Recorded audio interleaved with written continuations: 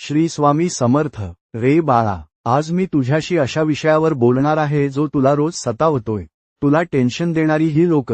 कधीकधी तुला असं वाटतं ना की मी कोणाचंही वाईट केलं नाही तरी लोक माझ्याच मागे का लागतात, माझाच छळ का करतात.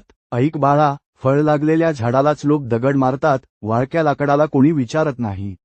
जर तुला लोक त्रास देत असतील तर समजून जा की तू त्यांच्यापेक्षा 2 पावलं पुढे आहेस आणि ते तुझी बरोबरी करू शकत नाहीत. पण आता प्रश्न हा की अशा टेन्शन देणाऱ्या लोकांना धडा कसा शिकवायचा. धडा शिकवणं म्हणजे त्यांच्याशी भांडण करणं नव्हे किंवा त्यांच्या पातळीवर जाऊन खालच्या भाषेत वाद घालणं नव्हे. त्यांना धडा शिकवण्याचे सर्वात मोठे शस्त्र म्हणजे तुमची शांतता, सायलेन्स. जेव्हा समोरचा माणूस तुला चिडवण्याचा किंवा खाली पाडण्याचा प्रयत्न करतो तेव्हा तुझी शांतता त्याला सर्वात जास्त अस्वस्थ करते.